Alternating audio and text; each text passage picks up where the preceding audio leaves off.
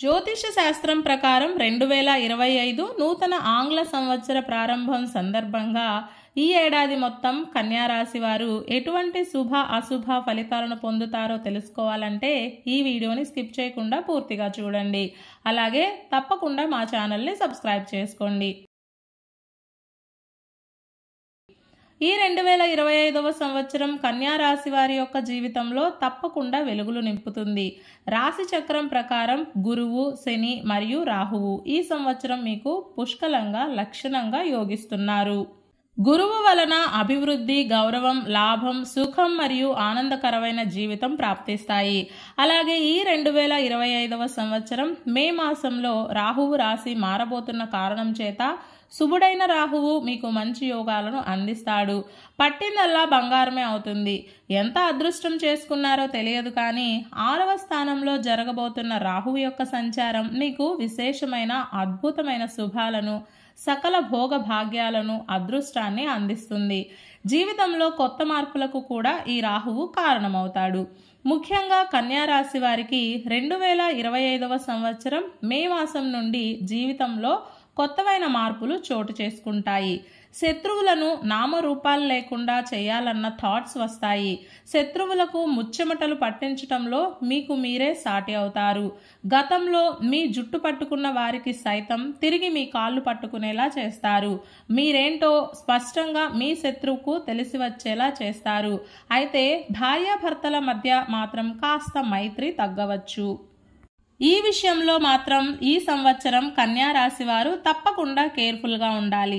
స్నేహభావంతో ఉంటూ ఒకరిని ఒకరు అర్థం చేసుకుంటూ గొడవలను తోసిపుచ్చుకుంటూ అపార్థాలకు తావు ఇవ్వకుండా ప్రేమగా ఉండే ప్రయత్నం చేయాలి.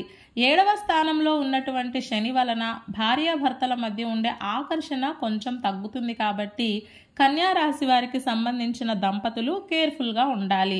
వృత్తి, ఉద్యోగ మరియు వ్యాపారాల పరంగా లాభాలు ఉన్నప్పటికీ, మంచి అభివృద్ధి ఉన్నప్పటికీ మీ కష్టాన్ని గుర్తించే వాళ్ళు మాత్రం తక్కువగా ఉంటారు. సమాజంలో మీకంటూ ఒక గుర్తింపు, పేరు, మర్యాద అనేవి మాత్రం కాస్త లోపిస్తాయి. ఈ సంవత్సరం మీరు మీకు సంబంధం లేని విషయాల్లో అస్సలు తలదూర్చకండి.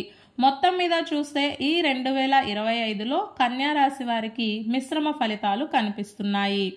ఈ సంవత్సరం కన్యా రాశి వారికి జనవరి, మార్చి, మే, జూన్, జూలై చక్కగా అనుకూలిస్తాయి. ఈ 2025లో కన్యా రాశి వారికి బుధవారం మరియు శుక్రవారం చక్కగా కలిసి వస్తాయి. అందుకే మీరు ఏ ముఖ్యమైన పనులు చేయాలి అనుకున్నా ఈ బుధ మరియు శుక్రవారాల్లో మొదలు పెట్టండి. ఈ బుధవారం రోజున ఉన్నటువంటి తిథి విద్య, నక్షత్రం ఉత్తరాషాఢ నక్షత్రం, రాహుకాలం మధ్యాహ్నం 12 గంటల నుండి 1:30 వరకు, యమగండం ఉదయం 7:30 నుండి 9 గంటల వరకు. అలాగే ఈ రోజు యొక్క శుభ సమయాలు ఉదయం 9:55 నుండి 10:40 వరకు, తిరిగి సాయంత్రం 4:55 నుండి 5:35 వరకు. ఈ రోజు యొక్క పంచాంగం ప్రకారం మొక్కలు నాటడానికి, అగ్రిమెంట్లకు, రిజిస్ట్రేషన్లకు, ప్రయాణాలకు, స్నేహాలకు, పరిచయాల అభివృద్ధికి, వెండి మరియు బంగారం వినియోగానికి అన్నింటికీ కాలం చక్కగా కలిసి వస్తుంది. ఈ రోజంతా శుభప్రదంగా సాగడానికి, అన్ని పనులు సక్రమంగా పూర్తి కావడానికి, అలాగే విజయం పొందడానికి ఉదయం స్నానం ఆచరించిన తర్వాత మీకు బాగా ఇష్టమైన దేవాలయానికి వెళ్ళి ఆలయ దర్శనం చేసుకుని తీర్థ ప్రసాదాలు స్వీకరించిన తరువాత దినచర్యను ప్రారంభం చేస్తే అంతా శుభమే కలుగుతుంది. ఈ బుధవారం రోజున శుక్లపక్ష విద్య వచ్చింది కాబట్టి ఈ రోజు మనమంతా బాలచంద్ర దర్శనం చేయాలి. ఒక నూలు పోగును సమర్పణ చేసి మంగళ నీరాజనం ఇచ్చి ఈ రోజున ఎవరైతే చంద్ర దర్శనం చేసుకుంటారో వారికి చంద్రుడి యొక్క అనుగ్రహం లభిస్తుంది. మానసిక ప్రశాంతత ఏర్పడుతుంది. స్థిరమైన సంపదలు కలుగుతాయి. ఈ బుధవారం రోజు మనమంతా ఓం మహా సుదర్శనాయ నమః అనే మంత్రాన్ని పదే పదే జపిస్తూ ఉండాలి.